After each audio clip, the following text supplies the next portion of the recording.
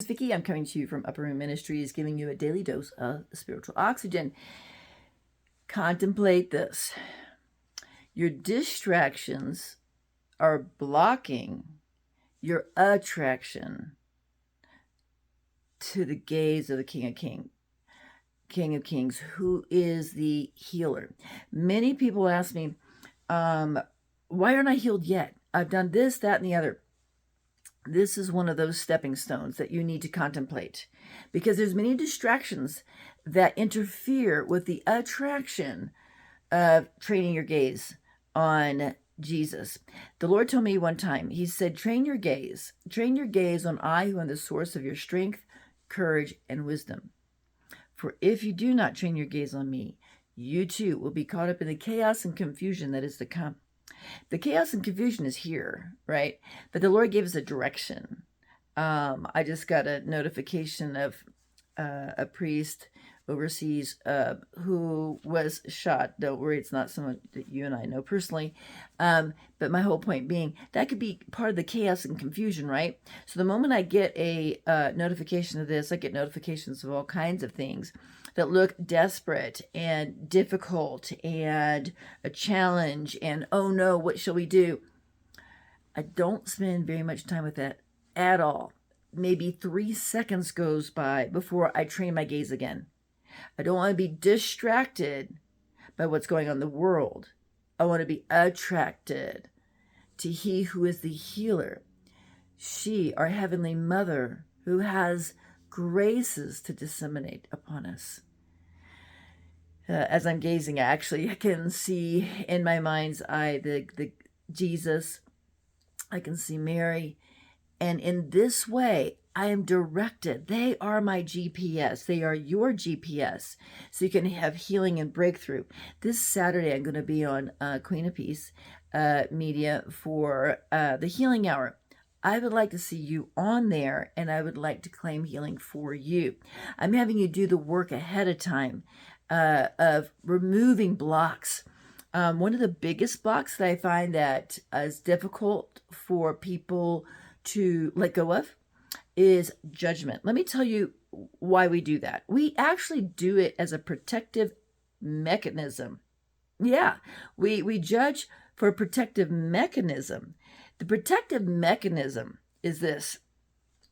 If we think we've judged someone in a correct way, and we may not be correct, but we think we might be, then we think we have control over the situation.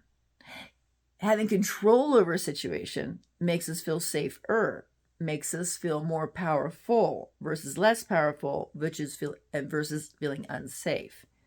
This is one of the reasons why we judge. But here's the thing.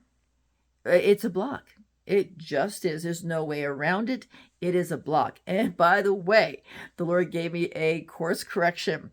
I didn't know that I was judging somebody, but I was. This a few years ago when He gave me this message.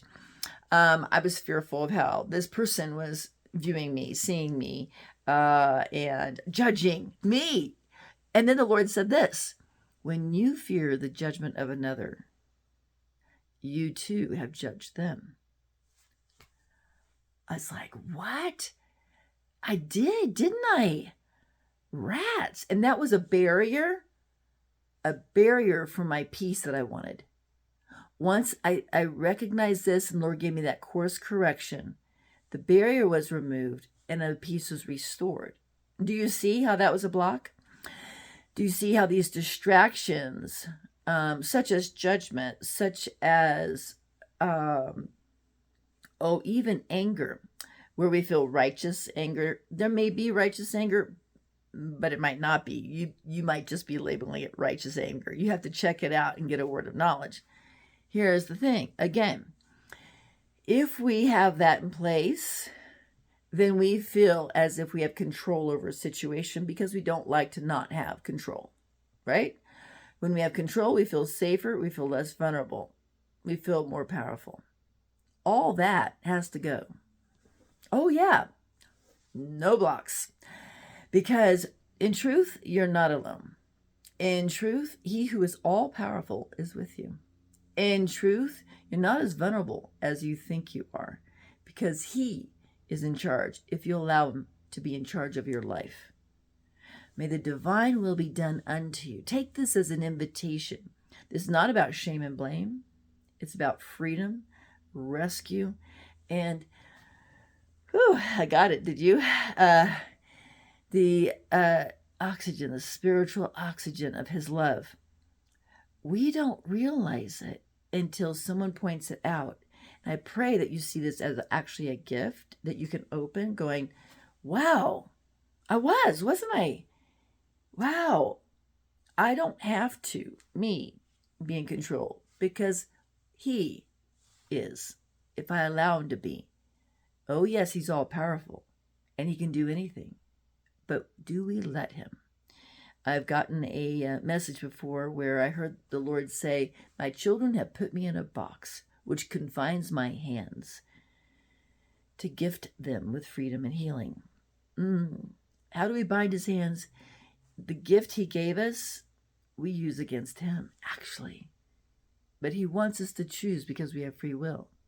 Choose love or choose fear. If you don't know how to do it, just do the next loving thing. That's why I always end with do what love requires.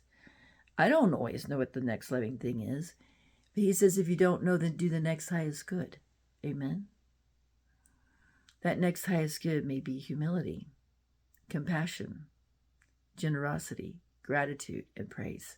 Just to name a few, including patience. Take care. God bless you. I pray that this blesses you. Move at the pace of peace and do what love requires in this moment and the next. They are your stepping stones to receive peace from on high. Amen.